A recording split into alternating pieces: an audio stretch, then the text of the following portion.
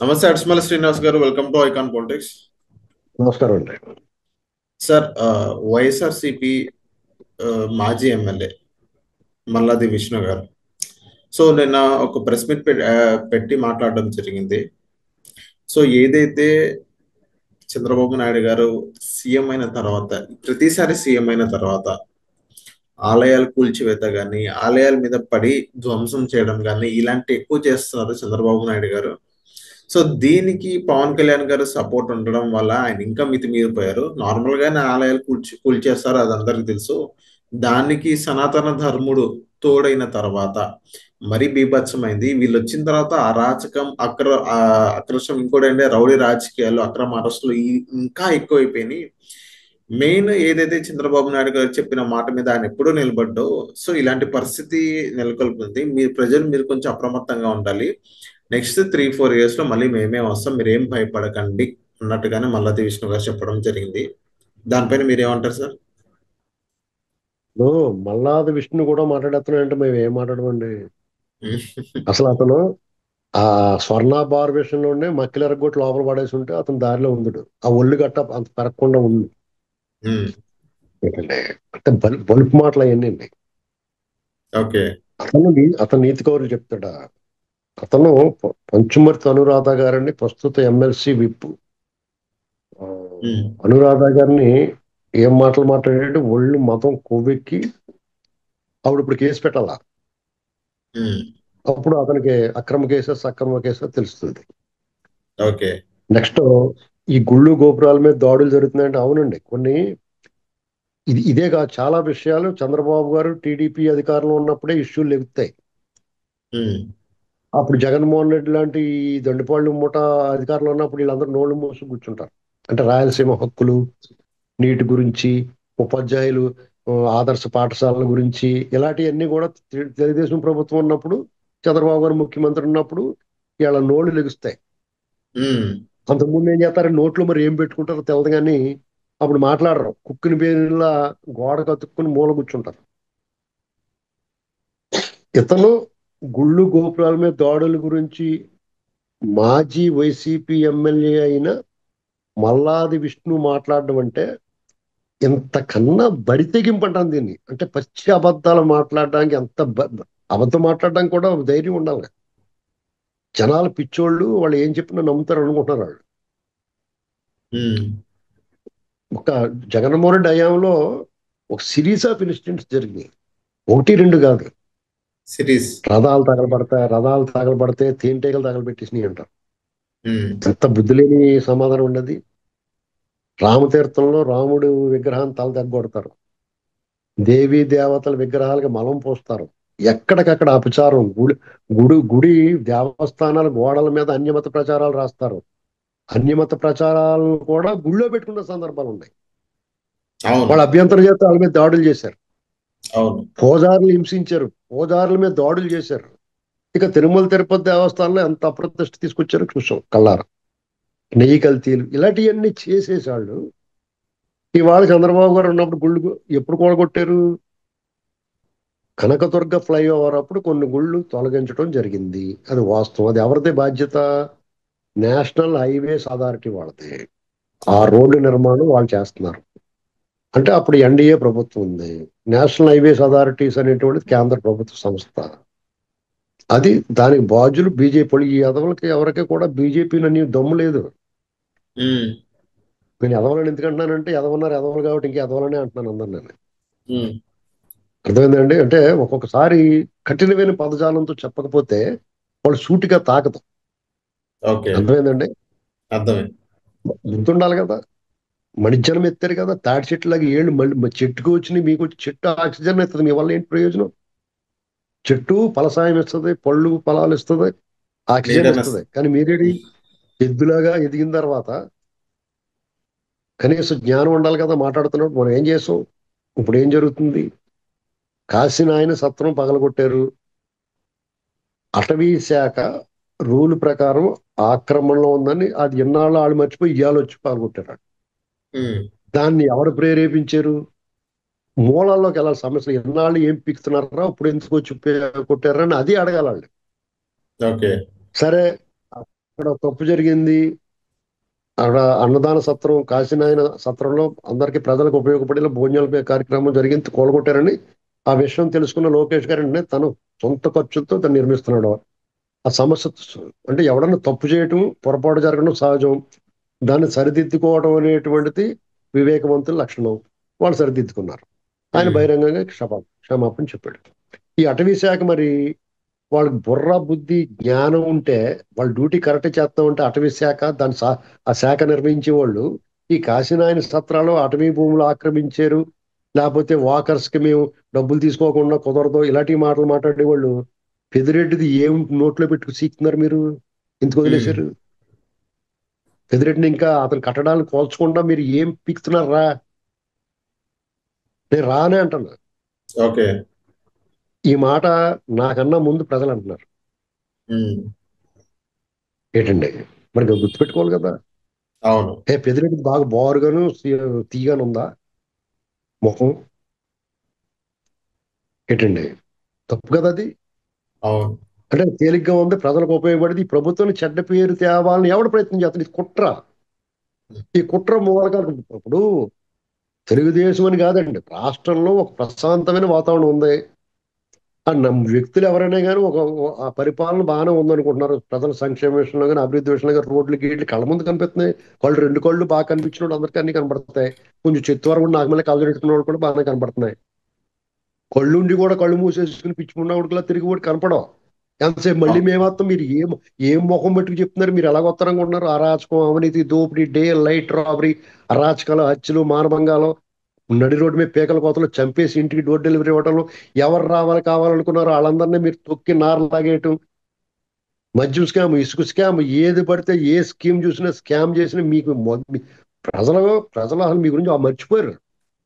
వీళ్ళే ఇంకా ఈ కూటమి ఉన్నవాళ్ళు అయ్యాల అలా చేసేడు ఇలా చేసేడు అని వీళ్ళే మేము మీ నామజపం చేస్తున్నారు మిమ్మల్ని తొక్కి నార తీయకుండా.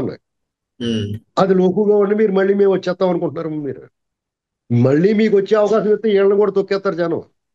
ఇంకోటి ఓకే. ఎవడో ఇచ్చుకుంటారు ఛాన్స్. అవును. మిమ్మల్ని మడతెట్టించుకోవడం కోసం చూస్తున్నారండి. ఎందుకంటే మీరు చేసింది మామూలుగా ఒక ప్రత్యేకించి ఒక వర్గాన్నో ప్రాంతాన్నో కులాన్నో ఒక మతాన్నో కాదు, మొత్తం అంతా మడతెట్టేశారు మీరు. మీరు ఇంకా బాగా తిని తెగబలిసి తాగి తొంగుని ఒళ్ళు పెంచుకుని ఒళ్ళు కరిగించేస్తారు. మొత్తం ఉమ్, ఆస్తులు మరాఠోళ్ళు ఏం చెప్తున్నాం అంటే ముందు వాళ్ళ ఆస్తులన్నీ స్వాధీనం చేసుకోండి అని చెప్తున్నాం. అవును. ప్రత్యేకమైన చట్టం చేయమని చెప్తున్నాం. అప్పుడు దారిలోకి వస్తారు వాళ్ళు. ఎవడ పోరాటం ద్వారా అధికారంలోకి వచ్చారండి? ఏం పోరాటం జరిగింది ఆంధ్రప్రదేశ్ లో? మొన్న జరిగింది యుద్ధం. జగన్మోహన్ రెడ్డికి హయాంలో యుద్ధం చేశారు టీడీపీ వాళ్ళు. అవును.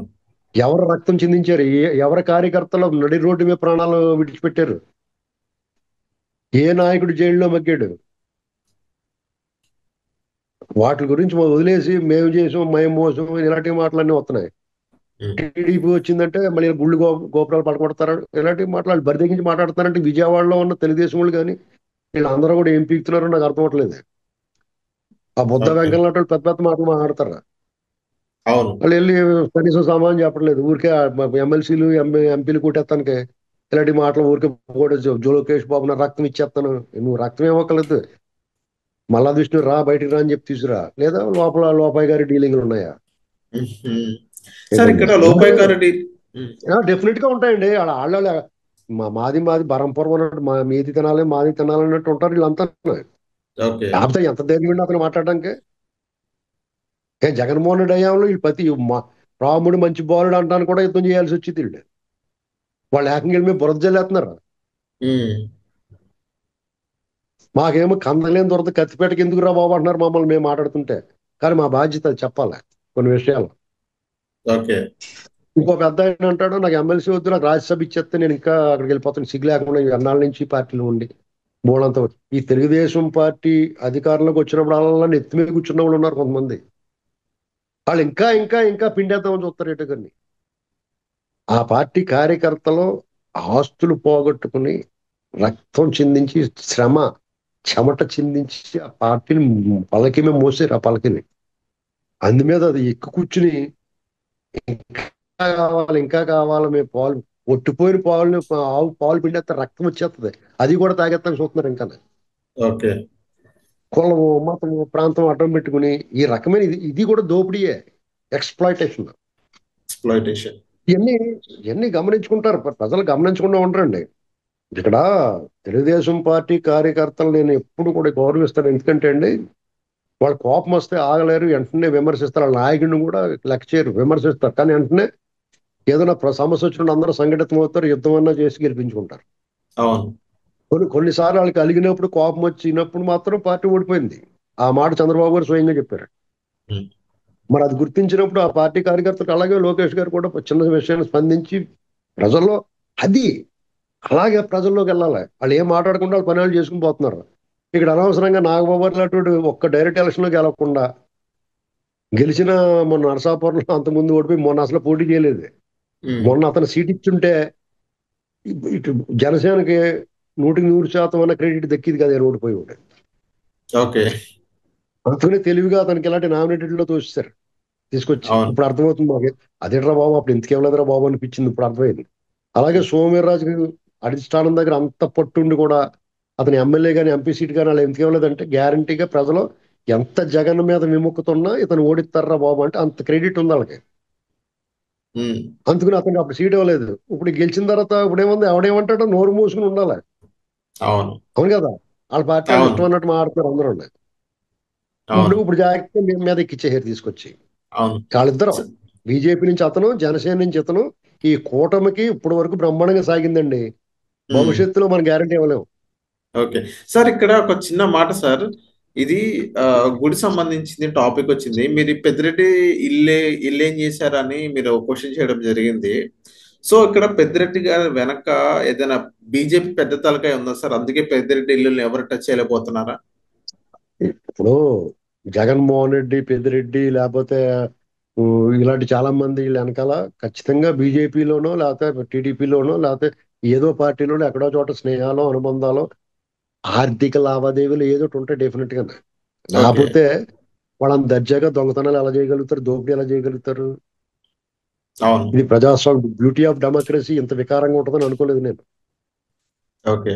సంపన్నుడికో న్యాయం, చట్టం సంపన్నుడిని ఒకలాగాను నిరుపేదను ఒకలాగా చూస్తుంది. ఎందుకంటే ఇక్కడ కొన్ని విషయాలకు కూటమి ప్రభుత్వం కూడా చక్కదిద్దుకోవాలి, సరి చేసుకోవాల్సిన అవసరం ఉంది.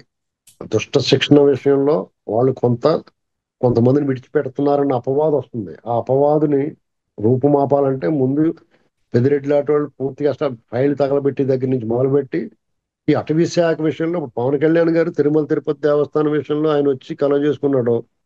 మరి ఆయన స్వయంగా ఆయన శాఖే కదా అటవీ శాఖ. అవును. ఇప్పుడు కాశీనాయన విషయంలో చట్ట ప్రకారం వెళ్ళారు. మరి పెద్దిరెడ్డిని ఎందుకు వదిలేస్తున్నారు? హ్మ్. ఇలాంటి అక్కడ ఆలోచన. క్వశ్చన్స్, ఇలాంటి ప్రశ్నలకు అవకాశం ఇవ్వకూడదు. అవును. ఇప్పుడు వాళ్ళు కష్టపడి పని చేస్తున్నారు. వాళ్ళు కష్టపడుతున్నారు. వాళ్ళ కష్టం వృధా కాకూడదు అంటే ఇటువంటి వాటికి అవకాశం ఇవ్వకూడదు. ఎందుకంటే అవతల వాళ్ళు మీరు ఏ దూరం ఎత్తారు క్వాలిటీ ఎత్తారు. హ్మ్. మీరేమో మా ఘన విజయం మీ ఇద్దరం కలిపితే చాలు ఇంక మాకు ఎవడ అక్కర్లేదు అనుకున్నారంటే దెబ్బైపోతారు. హ్మ్. మీ అవును. ఒకరికొకళ్ళే ఆర్ఎంఆర్ఎస్లు అవుతారు. అర్థమైందండి. మీరు ఇలాంటి వ్యాఖ్యల వల్ల అవును. మీరన్నా కలిసికట్టుగా ఉంటారా అంటే మేము అసలు కలిసి ఉండవురా బాబు అన్నట్టుగా మీ వాళ్ళు మాట్లాడుతున్నారు. అవును. ఇప్పుడు వాళ్ళు అలా మాట్లాడితే ఈ టైపు నుంచి కూడా ఎవరో ఒకరు మాట్లాడతారు. సోషల్ మీడియా మాట్లాడుతుంది వాళ్ళ టీడీపీకి సంబంధించిన జనరల్ తటస్థులు అనుకున్న వాళ్ళు కూడా ఇదేంటి ఇలా మాట్లాడుతున్నారు, ఏరు దాటిన తర్వాత బోడి మల్లయ్య అంటున్నారు ఏంటి వీళ్ళు అని ఒక రకమైన వెగటు కలుగుతుంది. మీ విశ్వసనీయతకు దెబ్బ తగులుతుంది. ఇలాంటి అవును. కార్యక్రమాలు ఇప్పుడు నిష్పక్షపాతంగా వ్యవహరించాలి. చంద్రశేఖర్ రెడ్డి పెద్ద మాఫియా దాను మీరు పిఠాపురంలో ఆ, మిమ్మల్ని చంద్రబాబు గారిని పచ్చి పచ్చి బూతులు మాట్లాడాడు. లకారంతో పోసాని మాట్లాడాడు. కృష్ణమురళి మాట ఆ, పోసాని కృష్ణమురళిని లోపలేసి తిప్పుతున్నట్టు ఇతను ఎందుకు తిప్పరు మీరు? పైగా హ్మ్. అతనికి అదనపు క్వాలిఫికేషన్స్ ఏంటంటే పెద్ద డాను మాఫియా లీడరు, అవును. బియ్యం ఎక్స్పోర్ట్, బియ్యం అక్రమ రవాణాలు ప్రథమ ముద్దాయి, ఆయిల్ దొంగలు వీళ్ళంతానే. వాళ్ళు ఎందుకు చేయట్లేదు? మీరు ఏం చేయలేకపోతున్నారు? మరి మీరు వీళ్ళు సూర్యులు అంటే ఎవరు నమ్ముతారు? అవును. ఇది అదర్ల బాగా మనోహర్ గారైనా, పవన్ కళ్యాణ్ గారైనా, టీడీపీ ఆ, నాయకులైనా ఎవరైనా వాళ్ళు చంద్రబాబు గారు ఓపెన్ గా చెప్పాడు నాకు కక్ష రాజకీయాలు కక్ష చేయొద్దు మీరు, తప్పులు చేసిన వాళ్ళని శిక్షించండి. మేము ఆ పని మీద ఉన్నాం అంటున్నారు. ఆ పని మీద ఉన్నప్పుడు మీరు కూడా మౌనంగా ఉండి మీ గురించి మీరు చెప్పుకోవాలి గొప్పగా. అవును. ఎవరి వాళ్ళు కించపరిచేలాగా ఎప్పుడు చెప్పకూడదు. టీడీపీని చూడండి ఎప్పుడు కూడా వాళ్ళు పొగుడుకుంటారు. వాళ్ళకి ఆ అర్హత ఉంది. ఎందుకంటే ఆ పార్టీ చరిత్ర అలాంటిది, అలాంటి విజయాలు సాధించారు. కాబట్టి మనం ఆ విషయంలో టీడీపీ అంత పొగుడుకుని, ఎందుకంటే ఈ దేశ చరిత్రని దశని దిశని మార్చిన సందర్భాలు ఉన్నాయి టీడీపీ వల్ల. అవును. అలాంటి ఒక్కటంటే ఒక్కటి చరిత్ర చారిత్రక ఆధారాలు లేకుండా అలా మాట్లాడకూడదు ఎవరు ఉన్నాయి. ఆయా శాఖల వాళ్ళు చాలా సక్రమంగా నిర్వర్తించి ప్రజల్లో మంచి పేరు తెచ్చుకోవాలి. అవును. ఆ సభలో కేరింతలు చప్పట్లు అది ప్రామాణికం కాదండి. అవును సార్. వాళ్ళు అంతర్గతంగా ఒక సర్వేలు చేయించుకుని జాగ్రత్తగా ఆ మాటల ప్రభావం ఎలా ఉందంటే దాన్ని సరిదిద్దుకునే ప్రయత్నం చేస్తే మంచిది. Okay sir. So thank you sir మా కాన్ పాలిటిక్స్ వచ్చినందుకు.